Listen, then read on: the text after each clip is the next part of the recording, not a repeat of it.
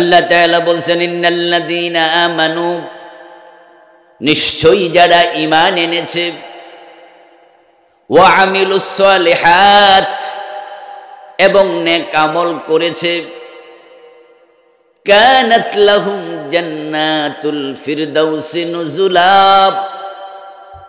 এই দুইটি শর্ত পূর্ণকারী ব্যক্তিদের জন্য জান্নাতুল ফিরদাউস প্রস্তুত করে রাখা হয়েছে। খালিদিনা ফিহা, জান্নাতে যারা প্রবেশ করবে তারা চিরকাল জান্নাতে থাকবে। লা ইয়াবগুনা আনহা হিওয়ালা, জান্নাত এমন এক চমৎকার জায়গা যেখান থেকে কেউ কোনোদিন বের হতে চাইবেই না, চিরকাল তারা জান্নাতে থাকবে। ঈমান এবং নেক আমল দুটির সমন্বয় ঘটায়া দাও, তুমিও জান্নাতুল ফিরদাউস পাবে।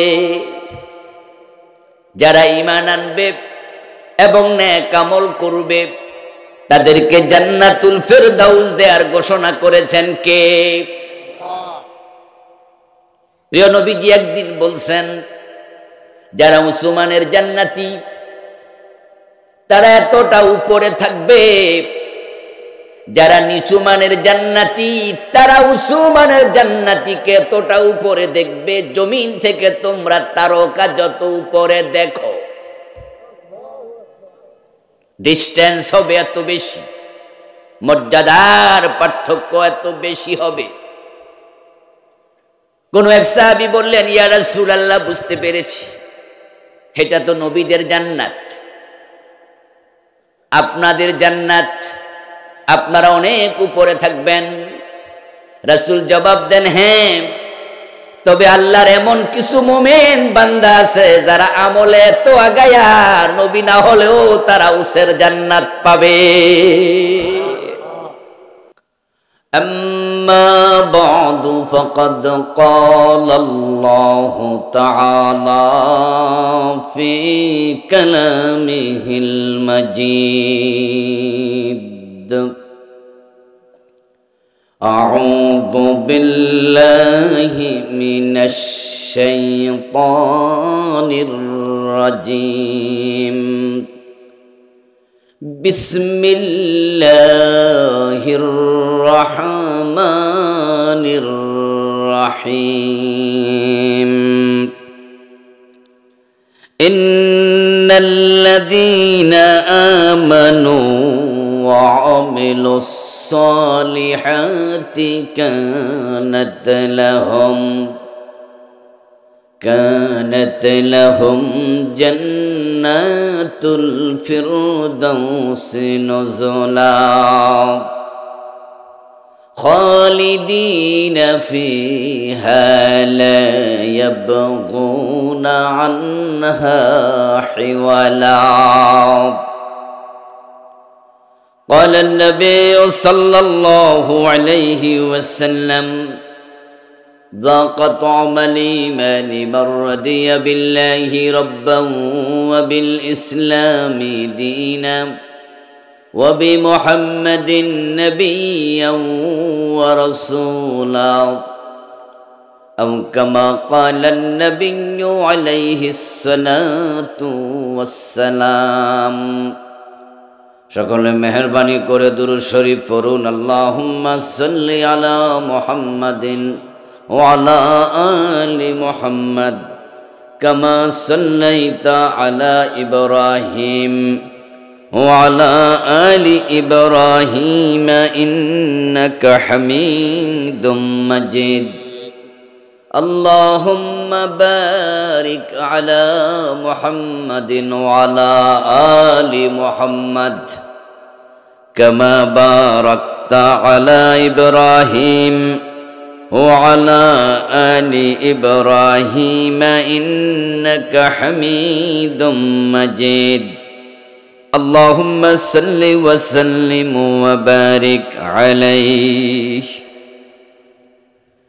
হরাইয়ের গ্রাম বেপারীপাড়া বাইতুন নূর জামে মসজিদ কমিটি ও এলাকাবাসীর উদ্যোগে আয়োজিত আজকের এই চমৎকার তাফসীরুল কোরআন মাহফিলের সম্মানিত সভাপতি বিশিষ্ট আলেমে দ্বীন মুহতারাম মাওলানা ফজলুল হক সাহেব,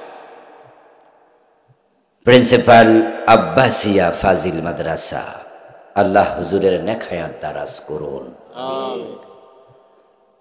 সহসভাপতি মুহতারাম মাওলানা নজরুল ইসলাম সাহেব, আজকের এই মাহফিলে আমার পূর্বে অত্যন্ত চমৎকার আলোচনা উপস্থাপন করেছেন মুহতারাম মাওলানা শিহাবুল ইসলাম নোমানী হাফেজাহুল্লাহ। আল্লাহ তাআলা ভাইয়ের কণ্ঠকে বিশ্বময় ছড়িয়ে দিন। মুহতারাম মাওলানা মনিরুজ্জামান মাহমুদ সাহেব উপস্থিত আছেন, ইসলামী ব্যাংক ত্রিশাল শাখার সম্মানিত ম্যানেজার, বিশিষ্ট অর্থনীতিবিদ মুহতারাম জনাব আনোয়ার হোসেন ফুয়াদ সাহেব, হরিরামপুর ইউনিয়ন পরিষদের সম্মানিত সাবেক চেয়ারম্যান জনাব মিসবাহুল আলম চান মিয়া ভাই সহ উপস্থিত অন্যান্য সম্মানিত অতিথিবৃন্দ, উপস্থিত মুহতারাম উলামায়ে কেরাম, ইসলাম প্রিয় তৌহিদি জনতা, পর্দার অন্তরালের সতী সাধবী, সম্মানিতা মা ও বোনেরা, প্রিয় দিনী ভাইয়েরা, আপনারা কেমন আছেন? মাশাআল্লাহ, আমি আলহামদুলিল্লাহ ভালো আছি। আল্লাহ তাআলা আমাদের সকলকে ভালো রাখুন, সুস্থ রাখুন। যতদিন আল্লাহ আমাদের বাঁচিয়ে রাখবেন, সকলকে ঈমানের সাথে বাঁচিয়ে রাখুন। আল্লাহ তাআলার বড় করুণা যে আমরা এই কনকনে শীতের মাঝে কুয়াশা স্নাত রাতে কোরআনের আহ্বানে, কোরআনের এই মাঠে আমরা উপস্থিত হতে পেরেছি। এটা আল্লাহর বড় দয়া যে কোরআনের কথা শুনলে আমাদের ভালো লাগে। এজন্য আমরা 10 মাইল 20 মাইল দূর থেকে এসেছে এমন লোক এখানে আসে। আবার এই গ্রামে বাড়ি, মাহফিলে আসে নাই এমন 2-4 জন আছে না? ওনাদের এইভাবেই ভালো লাগে না যেমন ভালো আপনার লেগেছে। এই ভেরিয়েশনটা এটা আল্লাহ দিয়েছেন। একই মায়ের 2 সন্তান, একজন সিগারেটের গন্ধ শুকলেই বমি আসে, আরেকজন টয়লেটে বসেও টান মারে। টয়লেটে বসে বিড়ি খায় এমন লোক বাংলাদেশে নাই? আছে। আপনি আশ্চর্য হবেন, গাড়ির পিছনে সিটে বসে লুকায় লুকায় বিড়ি টানতেছে, পাবলিক যেন না দেখে। আবার আরেকজন সামনের সিট থেকে চিৎকার মারছে, এই কে বিড়ি টানছে, গন্ধ সহ্য করতে পারছি না। একরকম মানুষ দেখতে, রুচির ভিন্নতা। কবি কায়কোবাদ আজান শুনে পাগল হয়ে যান। কবিতা লিখলেন, কেউই শোনালো মোরে আজানের ধ্বনি, মর্মে মর্মে সেই সুর বাজিল কি সুমধুর, আকুল হইল প্রাণ নাছিল ধমনী। আবার কবি আরেকজন আছে আব্দুল মান্নান সৈয়দ, তার নামটা আমি নর্মালি বলি না, আজকে বললাম, কারণ নামের সাথে আল্লাহর নামের একটা সম্পর্ক জুড়ে দেয়া হয়েছে, আব্দুল মান্নান। এই জন্য নামটা আমি আনি না, কারণ এই নাম বলার পরে তার বদনাম করি কেমনে। ওই সৈয়দ মিয়া প্রথম আলো ম্যাগাজিনের বার্ষিক যে একটি, প্রথম আলো পত্রিকার বার্ষিক যে ম্যাগাজিন, ওই ম্যাগাজিনে একটি কবিতা লিখেছে। কয়েক বছর আগে কবিতাটি আমি পড়েছি, আপনারাও হয়তো কেউ পড়ে থাকবেন। গদ্য ছন্দের কবিতা। সে কাককে লক্ষ্য করে বলছে, কাক আজানের সময় তুই জোরে জোরে কা কা করবি, আজানের ধ্বনি যেন আমার কানে না আসে। চিন্তার ভিন্নতা দেখেন। একজন বলে আমার ধমনী নাচে, আকুল হয়ে যায় প্রাণ, কি সুমধুর টান আজানের ধ্বনি। আরেকজন কয় কাকেরে জোরে চিল্লা, আমি যেন আজানের ধ্বনি না শুনি। রাসূলুল্লাহর ঘরে আবু তালেব 42 বছর প্রিয় নবীকে সঙ্গ দিলেন, কিন্তু কালেমা নসিব হলো না। প্রিয় নবী সাল্লাল্লাহু আলাইহি ওয়াসাল্লাম আবু তালেবের মৃত্যুর সময় বললেন, চাচা একবার কালেমা পড়ো। লা ইলাহা ইল্লাল্লাহ কালিমাতান আশহাদু লাকা বিহা ইনদাল্লাহ।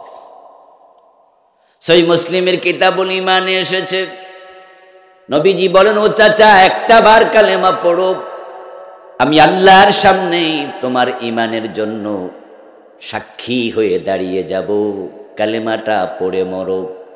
আবু তালেব কালেমা নেয় নাই, আর হাফসার বেলাল কালেমা নিল। পাবলিক গলায় রশি লাগাইয়া টানে, বেলাল কালেমা ছাড়ে নাই। একজন নেয় না, আরেক দিয়েছি, বাধ্য হয়েছি, পুলিশের কাছে প্রশাসনের কাছে লুকাইয়া থাকছি। পুলিশের ভয়ে কত রাত পথেঘাতে কাটাইছে এমন অসংখ্য আলেম ছিল। আর এখন আমরা ভালো আছি, এখন তারা আছে কষ্টে, আল্লাহ দিন ফিরাইছে। এখন খারাপ আছে হাসানুল কিনু রাশেদ খান মেনন, যারা বলতো আমরা বাম এবং রামপন্থী এবং রামের দোসররা, তারা ইন্ডিয়া গিয়ে লুকাইছে। অনেকে লুকানোর জন্য ইঁদুরের গর্ত পায় না, দাড়ি কামাইয়াও বাঁচতে পারে না। তো আল্লাহ আমাদের ভালো রেখেছেন, এটা আল্লাহর বড় দয়া, আলহামদুলিল্লাহ। প্রিয় দিনী ভাইয়েরা, আমরা আল্লাহ তাআলার শুকরিয়া জ্ঞাপনের পর মূল পর্বে আসতে চাই। আমি আপনাদের সম্মুখে পবিত্র কোরআন মাজিদ থেকে সূরাতুল কাহফের 107 এবং 108 দুটি আয়াতে কারিমা তিলাওয়াত করেছি। প্রিয় নবীজি সাল্লাল্লাহু আলাইহি ওয়াসাল্লামের পবিত্র মুখ অনুসৃত একখানা ছোট্ট হাদিসে নববী পাঠ করেছি।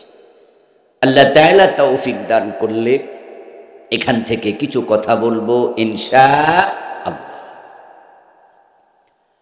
আল্লাহ তাআলা বলছেন, ইন্নাল্লাযীনা আমানু, নিশ্চয়ই যারা ঈমান এনেছে, ওয়া আমিলুস সালিহাত, এবং নেক আমল করেছে, কানাত লাহুম জান্নাতুল ফিরদাউসি নুজুলা,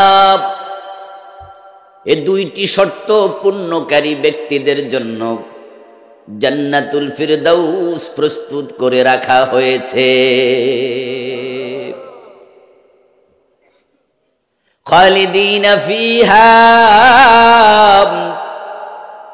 জান্নাতে যারা প্রবেশ করবে তারা চিরকাল জান্নাতে থাকবে। লা ইয়াবগুনা আনহা হিওয়ালা, জান্নাত এমন এক চমৎকার জায়গা যেখান থেকে কেউ কোনোদিন বের হতে চাইবেই না, চিরকাল তারা জান্নাতে থাকবে। ঈমান এবং নেক আমল দুটির সমন্বয় ঘটায়া দাও, তুমিও জান্নাতুল ফিরদাউস পাবে। যারা ঈমান আনবে এবং নেক আমল করবে তাদেরকে জান্নাতুল ফিরদাউস দেওয়ার ঘোষণা করেছেন কে? প্রিয় নবীজি একদিন বলছেন, যারা মুসলমানের জান্নাতি তারা এতটা উপরে থাকবে, যারা নিচু মানের জান্নাতি তারা উঁচু মানের জান্নাতিকে এতটা উপরে দেখবে, জমিন থেকে তোমরা তারকা যত উপরে দেখো ডিস্টেন্স হবে এত বেশি, মর্যাদার পার্থক্য এত বেশি হবে। কোন এক সাহাবী বললেন, ইয়া রাসূলুল্লাহ, বুঝতে পেরেছি, এটা তো নবীদের জান্নাত, আপনাদের জান্নাত, আপনারা অনেক উপরে থাকবেন। রাসূল জবাব দেন, হ্যাঁ, তবে আল্লাহর এমন কিছু মুমিন বান্দা আছে যারা আমলে এত আগায়া নবী না হলেও তারা উসের জান্নাত পাবে। ঈমান আনলে, নেক আমল করলে জান্নাতুল ফিরদাউস। আর জান্নাতুল ফিরদাউস হলো জান্নাতের মাঝে সেরা। নবীজি মুহাম্মদ বলছেন, ইজা সাআলতুমুল্লাহাল জান্নাতা ফাসআলুহুল ফিরদাউস ফাইন্নাহা আ'লাহা। ও উম্মত, তোমরা যখন আল্লাহর কাছে জান্নাত চাইবা, তোমরা ফিরদাউস চাইও, এটা হলো সবার সেরা জান্নাত। আল্লাহ যদি আমাদেরকে ফিরদাউস নাই দেবেন তাহলে রাসূল আমাদেরকে চাইতে বলতেন না। এই জান্নাত পাওয়ার জন্য শর্ত হলো দুটি, ঈমান এবং নেক আমল। আপনাদের কাছে জানতে চাইবো যে জান্নাতের ওয়াদা আল্লাহ দিলেন, ঈমান আনলে নেক আমল করলে জান্নাত। সূরা বুরুজের 11 নম্বর আয়াতেও বলেছেন, ইন্নাল্লাযীনা আমানু ওয়া আমিলুস সলিহাতি লাহুম জান্নাতুন তাজরি মিন তাহতিহাল আনহার যালিকাল ফাওজুল কবীর। ঈমান আনো, নেক আমল করো, জান্নাত পাইবা যার তলদেশে নহর প্রবাহিত। এটাই চরম সফলতা, মহা সফলতা। যে জান্নাতের ওয়াদা বারবার আল্লাহ দিলেন, বলুন তো জান্নাত আল্লাহ বানাবেন না বানায়া ফেলেছেন? যার যে আকীদা বলে দেন, বানাবেন না বানাইছেন? নিশ্চয়ই জান্নাত রেডি। আল্লাহর জান্নাত নবী মুহাম্মদ নিজ চোখে দেখে এসেছেন, মেরাজের রাতে ঢুকছেন। তো না বানাইলে ঢুকলেন কেমনে? قال رسول الله صلى الله عليه وسلم دخلت الجنة وسمعت فيها القرآن ودخلت الجنة ورأيت أكثر أهلها الفقراء। কত ভাবে রাসূল বলছেন, আমি জান্নাতে ঢুকেছি, জান্নাত আমি দেখেছি। যারা শহীদ হয় তারা কোথায় থাকে? তো না বানাইলে থাকে কেমনে? সাধারণ মানুষ মৃত্যুর পরে তারা থাকে কবরে, তাদের রূহ থাকে ইল্লিনে। আর যারা শহীদ তাদের লাশ থাকে কবরে, তাদের রূহ থাকে আল্লাহর জান্নাতে। ইনদা রাব্বিহিম ইউরযাকুন। যারা শহীদ তারা জান্নাতে রিজিক পাচ্ছে। তাহলে আমরা বুঝলাম জান্নাত রেডি, তৈরি। এবার জান্নাত যাদের জন্য বানাইছে তারা হলো মানুষ। জিনেরা জান্নাত পাবে কিনা তা নিয়ে দুটি মত। তবে জিন এবং মানুষ ছাড়া অন্য কোনো মাখলুক জান্নাত পাবে না, ফেরেশতাও না। শুধু মানুষ এবং জিন জান্নাত পাবে। একদল আলেম বলেছেন জিনেরা মাটি হয়ে যাবে। যদি তারা মুমিন হয় তাদের জন্য জান্নাত নয়, মাটি হয়ে যাবে, শেষ। যারা খারাপ জিন তারা জাহান্নামী হবে। আরেক দল আলেম বলেন না, জিনেরাও জান্নাতে যাবে, তবে তাদেরকে জান্নাতের শোপিস বানিয়ে রাখা হবে, নেয়ামত পাবে না। শোপিস বোঝেন তো? না, কিছু একটা তো কইবেন নাকি? শোপিস না বুঝলে কোন যে না, চুপ থাকেন। যারা বোঝেন হেরা কোন, শোপিস বোঝেননি, যারা বোঝেন তারা হা কোন। আচ্ছা, তাহলে অনেকে বোঝে নাই, বুঝছে অল্প জন। শোপিস মানে হলো ডাইনিং টেবিল সাজানোর জন্য, ডাইনিং রুম সাজানোর জন্য, যেখানে আমরা বিভিন্ন রকমের জিনিস রাখি। কেউ ফুলের টব রাখে, রাখে না? সুন্দর সুন্দর আয়না সাজানো রাখে, কত ছবি বানায়া রাখে, কাবা শরীফের ছবি ঝুলায় রাখে। এগুলাকে বলে কি? শোপিস। বড় লোকদের বাড়িতে গেলে দেখবেন যে তারা যেখানে মেহমানদেরকে বসতে দেয়, ওই রুমটা লাখ লাখ টাকা খরচ করে তারা চারিদিক থেকে শোপিস দিয়ে সাজায়। এই মুমিন বান্দারা জান্নাতে যাবে। একদল আলেম বলেন জিনদেরকে জান্নাতের শোপিস বানায়া আল্লাহ জান্নাতের সৌন্দর্য বৃদ্ধি করবে। দুটি মত গেল। আর একদল আলেম বলেন না, মুমিন মুসলমান যেমন জান্নাত পাবে, মুমিন জিনেরাও জান্নাত পাবে। এ মানুষ যে জান্নাত পাবে তা নিয়ে কোনো সন্দেহ নাই। জান্নাত আল্লাহ মানুষের জন্যই বানাইছে। তাহলে যে জান্নাত আল্লাহ বানায়া ফেলছে, জান্নাত রেডি। এখন যাওয়ার জন্য আমাদের রেডি হওয়া দরকার আছে না নাই? রেডি হয়েছেন নি? বলো হুজুর হয়েছি, কোথা কাপড় কিনছি। কেউ তো পাঞ্জাবি ইস্তারি করে রাখছে, জান্নাতে ঢুকবে, মোছে তেল দেয়, জান্নাতের কাঁঠাল খাবে, কষ্ট যেন না লাগে। বাপসাপ এমন, দুনিয়ার কেউ জান্নাতে না গেলে হেই যাইব। এই জন্য আল্লাহর ভয়ে চোখে পানি আসে না, কবর দেখে কাঁদে না। এমন ভাব সে বুঝে বেহেশত আল্লাহ তাকে না দিয়া দেয় কারে। বরং জান্নাত সে একা পায় না, অন্য কেউ জান্নাত দেয়। তাই বলে আমাদের হুজুর কইছে আমারে সারা জান্নাতে যাবে না। ওই হুজুরের কাছে তুমিও মুরিদ হও, হুজুর একসাথে ডুববে। নামাজি নয়, গাঁজা টানে মাঝে মাঝে, গলার মাঝে দোতরা টানাইয়া গান গায়, আছেন আমার মুখতার, আছেন আমার ব্যারিস্টার, শেষ বিচারের হাইকোর্টেতে তিনি আমায় করবে ভার। নিশ্চিন্তে আছে, বিড়ি টানতাছে। আমি পাপী, তিনি জামিনদার। টুনটুনা টুনটুন নিশ্চিন্তে দোতরা বাজাচ্ছে, লম্বা চুল আছে, বিড়ি টানে। এমন কিছু লোক আছে কিনা? ও জান্নাতের ব্যাপারে তার কোনো টেনশনই নাই। হে বোঝে যে হেটটা নিশ্চিত, এর পীর বাবা কইয়া দিছে। বরং ওদের সামনে আমনে কাফের, আমনে বেঈমান, আমনে ওয়াহাবি, আর ওরা হলো সব জান্নাতি। ও দোস্ত, জান্নাতে যাওয়ার কি প্রস্তুতি নিলাম? হযরত উসমানের মতো লোক কবর দেখে কাঁদতে কাঁদতে দাড়ি বাসায়া ফেলতেন। আইরে প্রস্তুতি নাই, কবর কি আচরণ করে জানি না। হ্যাঁ দোস্ত, যদি ঈমান এবং আমল পুঁজি করো তাহলে জান্নাতের আশা করতে পারো। এ দুটি শর্তে আল্লাহ জান্নাত দেবেন। এ দুই শর্ত যদি পূর্ণ না হয় কাউকে তিনি জান্নাত দেবেন না। 1 নাম্বার ঈমান, 2 নাম্বার নেক আমল। ইব্রাহিম আলাইহিস সালামের বাবা আজর ঈমান আনে নাই, নবীর বাবা জান্নাত পাবে না।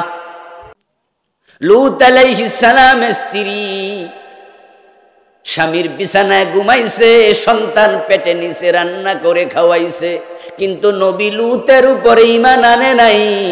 বউ হইয়াও লাভ নাই, লূতের বউ জান্নাত পাবেন না। যে আবু তালেবের কথা বললাম, রাসূলুল্লাহকে 42টা বছর সঙ্গ দিছে, কোলে ফিটে করে মানুষ করছে, বট গাছের মতো ছায়া দিছে। প্রিয় নবীর বয়স যখন 8, তখন চাচা আবু তালেবের কোলে আসছে। জন্মের আগে বাবা নাই, 5 বছর বয়সে মা নাই, 8 বছর বয়সে দাদা নাই। ওই শিশু মুহাম্মদ চাচা আবু তালেবের ঘরে আশ্রয় নিলেন। ওই ঘরে তিনি বড় হলেন।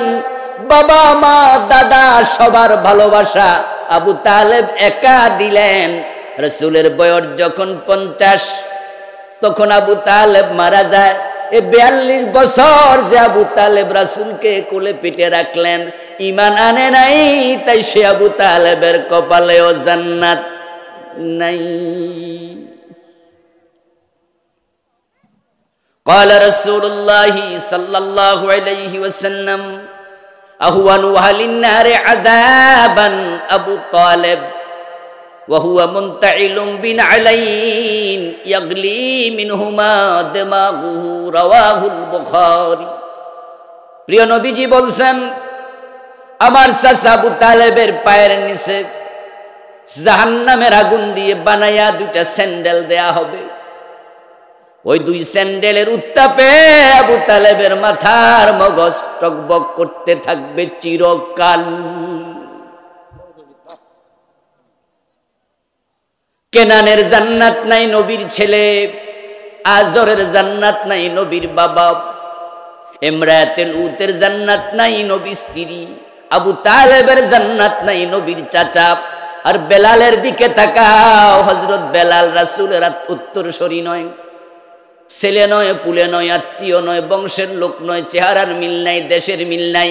ইথিওপিয়ার বেলাল, কালো চামড়ার মানুষ, বাবা গোলাম, নিজে গোলাম, রাসূলের কেউ না, কিন্তু বেলাল দুনিয়ায় থাকতে জান্নাত পেয়ে গেছে। প্রিয় নবীজি মেরাজ থেকে এসে বলেন, বেলাল আমি জান্নাতে ঢুকেছি, আমার আগে আগে তোমার পায়ের শব্দ শুনেছি। কারণ বেলালের ঈমান আছে না নাই? হালকা না শক্ত? এমন শক্ত ঈমান আছে কয়জনের? বেহুশ হয়ে যেত, গলা রশির দাগ পড়ে যেত, কিন্তু বেলাল ঈমান ছাড়তে রাজি হন নাই। ওয়াজ করার বাস্তবতার মুখোমুখি হওয়া এক কথা। ও প্রিয় ভাই, ঈমান 1 নাম্বার শর্ত, আমল হলো 2য় শর্ত। এ দুটি যদি না হয় জান্নাত মিলবে না। এখন মনে মনে ভাবছেন তাহলে তো আমরা জান্নাতি, কারণ আমরা ঈমানও আছে, নামাজ কালামও পড়ি। আমি বলি হ্যাঁ দোস্ত, মক্তবে তো কালেমা পড়েছেন, তাই নিজেকে মোমেন ভাবছেন। নিজেকে যারা কাদিয়ানি তারাও তো মোমেনই ভাবে, তাই তো তারাও নামাজ পড়ে। যারা কাদিয়ানি তাদের মসজিদ আছে না নাই? নামাজ কালাম পড়ে না, মোমেন না কাফের?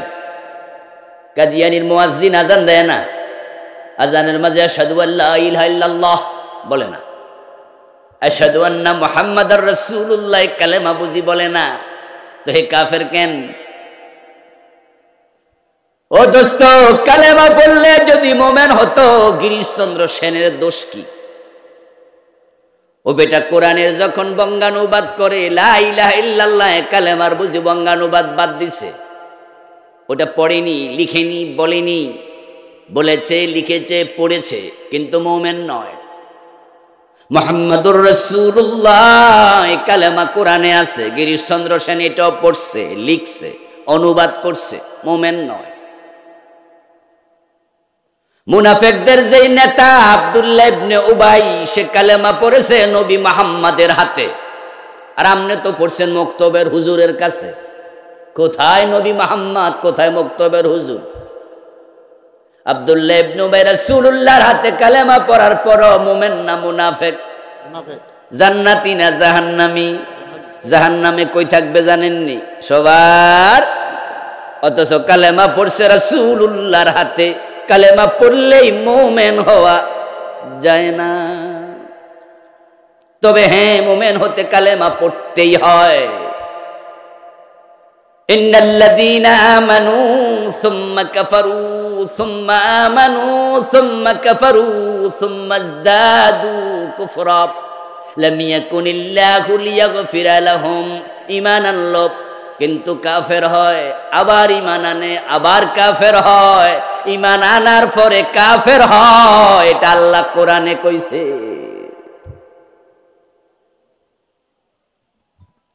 ঈমান আনলে চলবে না রে দোস্ত, ঈমান আনার পর ঈমান ধরে রাখতে হবে। ঈমান আনার গুরুত্ব যত বেশি, ঈমানের উপরে টিকে থাকার গুরুত্ব শত গুণ। এক সাহাবী রাসূলুল্লাহ সাল্লাল্লাহু আলাইহি ওয়াসাল্লামের কাছে গেলেন। তিনি ছিলেন সম্ভবত একজন রাখাল, মরুভূমিতে থাকতেন, গরু ছাগল চড়াতেন। তিনি বেদুইন। শহরে রাসূলের কাছে থেকে, শহরে থেকে ইসলাম শিখবে, দেখবে, মানবে এই টাইম নাই। গরিব মানুষ, থাকে মরুভূমিতে, কিন্তু জান্নাতে যাওয়ার বড় শখ। জান্নাতে যাওয়ার শখ আমাদের আছে না? ওই সাহাবীর বড় শখ। তিনি রাসূলুল্লাহর কাছে আসলেন, এসে বললেন, ইয়া রাসূলুল্লাহ কুল্লি ফিল ইসলামি কাউলান লা আসআলু আনহু আহাদাম বাদাক। ক্বালা কুল আমানতু বিল্লাহি সুম্মা ইসতাকিম। মাইকওয়ালা একটু আওয়াজ কমাই দেন তো ভাই, আওয়াজ কমাই দেন, সফট করে দেন, আওয়াজ গান গান করছে। ও রাসূল, আমি মরুভূমি থেকে এসেছি, দূর থেকে এসেছি, আপনাকে একটা প্রশ্ন করতে চাই। এই প্রশ্নটা আপনি ছাড়া আমি দুনিয়ার কাউকে করব না। সে প্রশ্নটা হলো, হুজুর সহজে জান্নাত পাবো কেমনে, আপনি একটু বলে দেন, আমি তো জান্নাতে যেতে চাই। আমার রাসূলুল্লাহ ছোট্ট জবাব দিলেন, কুল আমানতু বিল্লাহি সুম্মা ইসতাকিম। জান্নাতে যেতে চাইলে কালেমা পড়ো এবং কালেমার উপরে টিকে থাকো। কয়টা কথা বললেন ভাইয়েরা? একটু জবাব টবাব দিয়ে হেইও মেইও না কইলে সামনে আগান যান, জবাব দেন। এখানে রাসূল কয়টা কথা বললেন? দুইটা। বাংলাদেশের লোকেরা প্রথমটাই আছে, দ্বিতীয়টা অনেকে কথা কিন্তু দুটি। কালেমা পড়ো, টিকে থাকো। কালেমাওয়ালা মুসলমান টাকা দিলে তারপরে বাটফারকে ভোট দিয়া দেয়। এক প্যাকেট বিড়ি দিলে জিন্দাবাদ কয়। এমন লোকের পিছনে যে ব্যক্তি গাঁজা খায়, মদ খায়, এমন লোকেরও মিছিলে বলে অমুক ভাইয়ের চরিত্র অথচ সে জানে তার চরিত্রে স নাই, কারণ টাকা দিছে তো, ইমান বেচে লাইছে। ইমান আনা মানুষ কালেমা পড়ালো, আদালতে দাঁড়ায়া মিথ্যা সাক্ষী দেয়, কিছু টাকার লোভ দেখাইছে, চাকরির লোভ দেখাইছে, আল্লামা সাইদির বিরুদ্ধে পর্যন্ত আদালতে দাঁড়ায়া মিথ্যা সাক্ষী দিছে।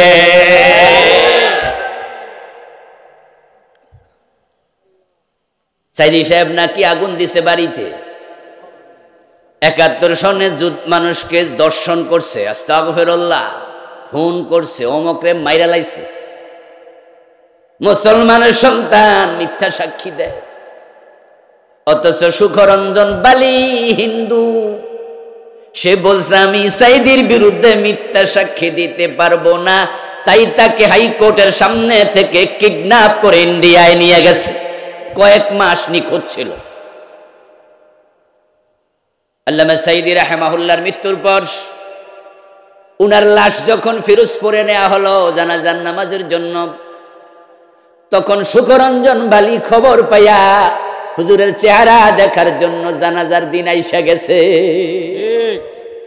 ওই বেটা হিন্দু হইয়া বোঝে, আর মুসলমানের ছেলে মিথ্যা সাক্ষী দিয়ে দেয়। ঈমান আনার চেয়ে টিকে থাকার গুরুত্ব বেশি। قال رسول الله صلى الله عليه وسلم تكون بين الساعة فتن كقطع الليل المظلم يصبح فيها الرجل مؤمنا فيمسي كافرا ويمسي مؤمنا فيصبح كافرا ويبيع أقوام دينهم بعرض من الدنيا। নবীজি মুহাম্মদ বলেন, কিয়ামত যত আগাবে ফিতনা তত বাড়বে।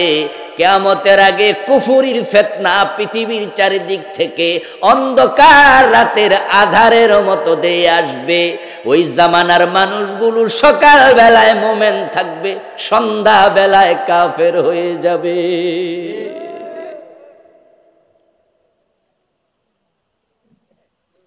সন্ধ্যা বেলায় মুমিন থাকবে, সকাল বেলায় কাফের হয়ে যাবে।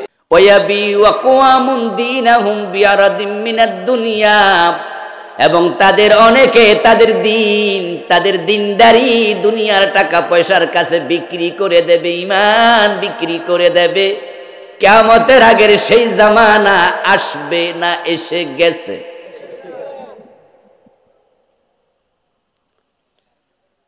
ও দোস্ত আমার, অসংখ্য আল্লাহর বান্দা আছে যারা ঈমান হারায়া বসে আছে, ওরা জানে না তাদের ঈমান নাই। আপনারা বলুন তো, জুমার দিন নামাজে যায়, আবার দরবারে যায় পীরের পায়ে সেজদা দেয়, এমন লোক বাংলাদেশে আছে কিনা? যে লোকটা পীরের পায়ে সেজদা দিল সে লোকটা মোমেন না মুশরিক? কিন্তু সে নামাজ পড়ে, কারণ কি? কারণ সে যে মুশরিক এটা সেই বোঝেই না। কাদিয়ানীরা কাফের আমরা সবাই বললাম, অথচ কাদিয়ানীদের মাঝে 5 ওয়াক্ত নামাজি এমন কাদিয়ানীও ও 5 ওয়াক্ত নামাজ কেন পড়ে? কারণ সে বোঝে না সে কাফের। কুফরি হয় কোন কোন কারণে? আমি 8টা বই লিখছি, তার মাঝে এটা একটা, ঈমান কুফর ও নেফাক। আমি এর মাঝে লিখছি কারণ 56টা। যে 56 কারণের একটা আপনার ভিতরে থাকলে আপনিও কুফরি করবেন, ঈমান। তো কাদিয়ানি করছে একটা, ওই একটা হলো রাসূল শেষ নবী, এই মেসেজ তারা মানে না। আরে কোরআনে যা আছে সব মানে, নামাজ মানে, রোজা মানে, হজ মানে, জাকাত মানে, টুপি দাড়ি পাজামা পাঞ্জাবি মেসওয়াক পাগড়ি কিচ্ছু বাদ নাই।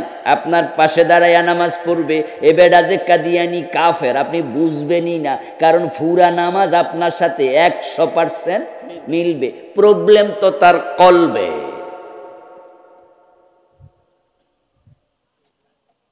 কাফের হওয়ার জন্য পুরা কোরআন অস্বীকার করা লাগে না, কোরআনের একটা অক্ষর অস্বীকার করা যথেষ্ট।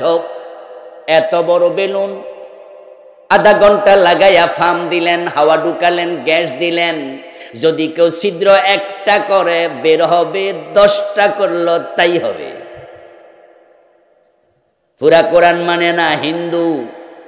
প্রশ্ন হলো তারা মোমেন না কাফের? আমরা বলবো কাফের। যদি কেউ আমি 15 পারা মানি, 15 পারা মানি না, ফতুয়া কি নাকি অর্ধেক কেমন? কাফের। যদি কেউ 29 পারা মানি, 1 পারা মানি না, একই ফতুয়া, কাফের। যদি বলে কেউ 1 অক্ষর মানি না, একই ফতুয়া, সেও কি? মোমেন হওয়ার জন্য বিসমিল্লাহর বা থেকে মিনাল জিন্নাতি ওয়ান নাসের সিন পর্যন্ত সবটা মানো, সবটা মানো। অঙ্কের মতো 10 লাইনের অঙ্ক, 9 লাইন ঠিক হইছে, শেষ লাইনে ভুল হইছে, 10-এ কত পাইবেন? সব শেষ। একটা ভুল হইলো সব শেষ। 10 লাইনে 10 ভুল, 0। 5 লাইনে 5 ভুল, 0। 1 ভুল।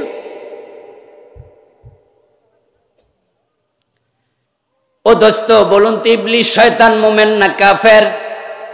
কথা বলেন। সে আল্লাহর কয়টা বিধান মানে নাই? মাশাআল্লাহ, শুধু একটা, আদম রে সেজদা করো, বেড়া কয় না।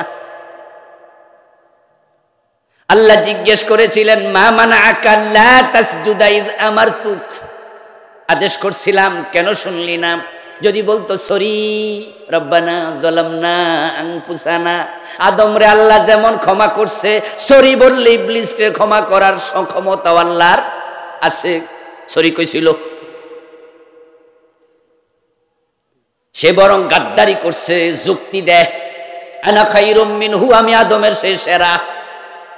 খালাকতানি মিন নারিন ওয়া খালাকতাহু মিন তিন। আল্লাহ কো বেঈমান, যা তুই ঈমান শেষ, তুই কাফের।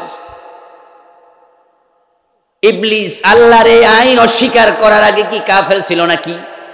বরং সে ফেরেশতাদের ওস্তাদ ছিল, মুআল্লিমুল মালায়েকা ছিল। কোন আলেম বলেন,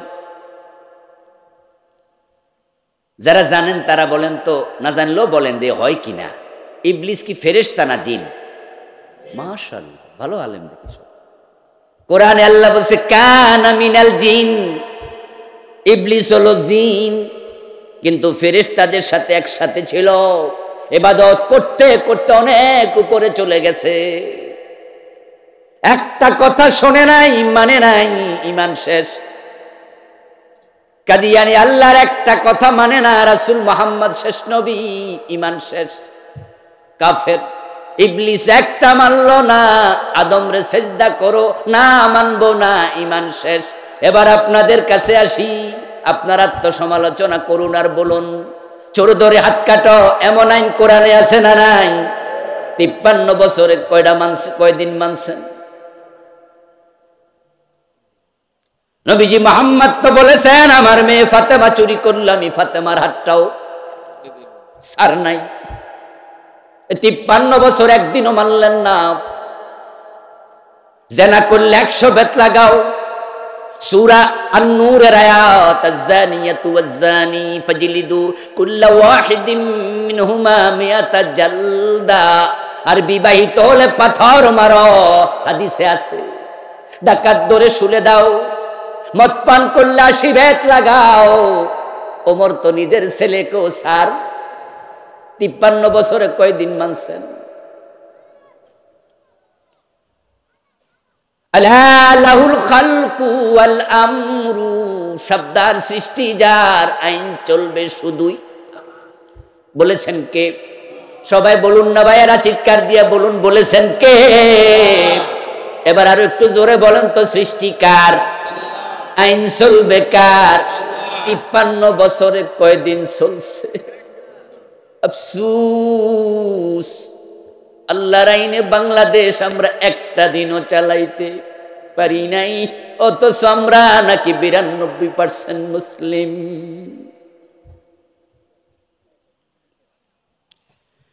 ইবলিস একটা মানলো না, তার ঈমান থাকলো না। কাদিয়ানি একটা মানলো না, তার ঈমান থাকলো না।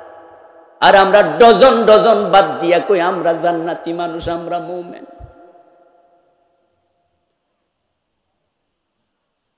আমার রাসূল মাত্র 1.25 লক্ষ সাহাবীকে নিয়া 23 বছর দাওয়াতি কাজ করে ইসলাম কায়েম করে ফেলেছে। কোরআনের আইনে মদিনা চালাইছে 10 বছর। মানুষ ছিল 1.25 লাখ, সময় হলো 23 বছর। আর বাংলাদেশে আমরা মুসলমান আছি 16 কোটি। 10 দেশের বয়স 53 বছর। আমরা একদিনও চালাইতে পারলাম না কোরআন দিয়া। এজন্য শুধু মোমেন ভাবলে চলবে না, আসল ঈমান আনতে হবে। এজন্যই তো আমরা কিছু আল্লাহর বান্দা আছি, ওই ঈমানের দাবিতে আমরা আল্লাহ ছাড়া কারো আইন মানি না।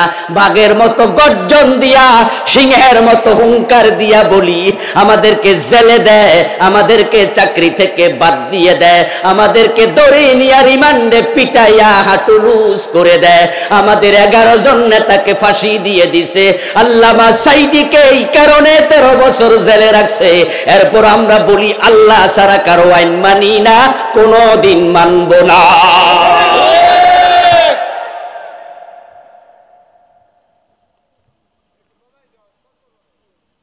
প্রিয় ভাই, আল্লাহ ছাড়া অন্যের আইন মানলে ঈমান শেষ হয়ে যাবে। আওয়াজ কমাও, আওয়াজ এত গনগন করলে কেমন হইব? এতবার কল লাগে কেন? তো ওয়াজ করবো কখন এত কথা বলি? আমার প্রিয় ভাই, আল্লাহর আইনের বাহিরে গেলে ঈমান চলে যায়। যেমন ইবলিসের চলে গেল। ইবলিসের ঈমান আছে না গেছে? তা আপনারটা কেন যাবে না? আল্লাহ তো সবার জন্য নেই বিচারক।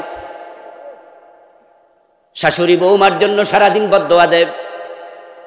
এখন শাশুড়ি বদদোয়া দিলে যদি আল্লাহ কবুল করতো, তাহলে প্রথম দিন বদদোয়াতে গজব আইতো। কিন্তু আল্লাহ তাআলা বৌমার দিকেও তাকায়া দেখে আসলে বৌমা কোন অপরাধ করেছে কি। আমার দোস্ত, বৌমার দিকে না তাকাই আল্লাহ গজব দেয় না, এটা নেই বিচার নয়। কারণ আল্লাহ বউয়ের জন্য আছে, শাশুড়ির জন্য আছে। তাই তিনি ন্যায় বিচার করবেন, কইলে শুনবে না, তাকায়া দেখবে অপরাধী কিনা। এখন একটা আইন মানে নাই, আল্লাহ ইবলিস রে কাফের বানায়া দিল, আর আপনি ডজন ডজন বাদ দেবেন, আপনার জান্নাত দেবে। এটা হয় কেমনে? খুব জটিল, খুব জটিল। ঈমান যদি বাঁচাতে চান 3টা অপরাধ করবেন না। 3 অপরাধ করলে ঈমান চলে যাবে।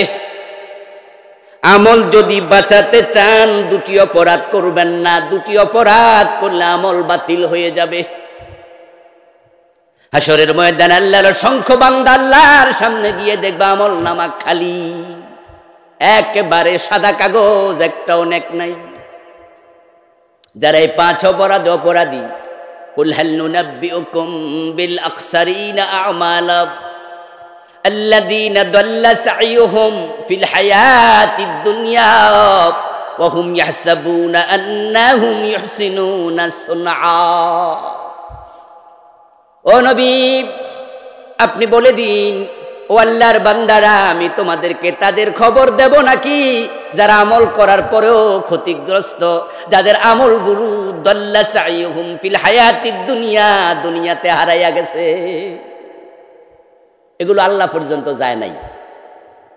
তারা নামাজ পড়ছে, রোজা রাখছে, সব করছে, কিন্তু আল্লাহ পর্যন্ত যায় না, এখানেই শেষ। এই জন্য নবী মুহাম্মদ বলছেন, ইয়াতি আলান নাস জামানুন ইয়াজতামিউনা ফিল মাসাজিদি লাইসা ফীহিম মুমিন। একটা জামানা আসবে, যেই জামানার মানুষগুলো জামাতের সাথে নামাজ পড়বে, অথচ ইমাম মুয়াজ্জিন মুসল্লি সব কাফের হবে, একটাও ইমানদার থাকবে না। এই হাদিস তো বাস্তবায়ন হয়ে গেছে। ইমামও কাফের, মুয়াজ্জিনও কাফের, মুসল্লিও কাফের। এই হাদিস তো কাদিয়ানীদের মসজিদের ব্যাপারে 100% মিলে গেছে, ঠিক না? কাদিয়ানীর মসজিদের ইমাম কি কাদিয়ানী? ঈমান আসেনি। মুয়াজ্জিন কি? ঈমান আসেনি। মুসল্লি কি? আমরা কি হেরার মসজিদে যাই নাকি? আর গেল ঢুকতে দেব না। ঢাকার বকশীবাজারে আছে, সারাক্ষণ দারোয়ান থাকে গেইটে। আপনি যান, দেখবেন যে গেলে জিগাইব, কেডা আমনে, পরিচয় কি? আমনে কইলেন যে আমি আব্দুল কাদের। জিজ্ঞেস করবো আহমদিয়ানি, আমনে কবেন আহমদিয়া আবার কি জিনিস? কবে বুঝালাইছি, ওই মসজিদে যান। কারণ তারা পরিচয় দেয় আমরা আহমদিয়া মুসলিম জামাত। নাউজুবিল্লাহ পড়েন। আহমদিয়া বলে গোলাম আহমদের সাথে নেসবত লাগাইয়া। গোলাম আহমদ নামে একজন ব্যক্তি কাদিয়ান এলাকায় জন্ম নিছে, তাই তাকে কাদিয়ানি বলে এলাকার নামের সাথে। তার জন্ম হলো 1835 সনে, আজ থেকে প্রায় কম বেশি 250 বছর আগে। রাসূল হাদিস বলছে 1400 1450 বছর আগে এমন জামানা আসবে, ইমাম মুয়াজ্জিন মুসল্লি সব কাফের হবে। ইয়াজতামিউনা ফিল মাসাজিদ, মসজিদগুলোতে তারা জমা হবে, জামাতে নামাজ পড়বে, একটাও মুমিন নয়। কাদিয়ানির আবিষ্কার যদি না হতো তাহলে হাদিস আমরা বুঝতাম না, বাংলাদেশ এটা বুঝা সহজ। ও দোস্ত, যে অপরাধে কাদিয়ানি কাফের, কোরআনের মেসেজ একটা মানে নাই, এখন আমনে না মানলে আপনিও তো কাফের হয়ে যাবেন। আল্লাহর কত নামাজি বান্দা আমি দেখেছি, চিনি, আল্লাহর আইনের কথা বললে চেহারা কালো করে ফেলে, এর মাঝে রাজনীতির গন্ধ তালাশ করে।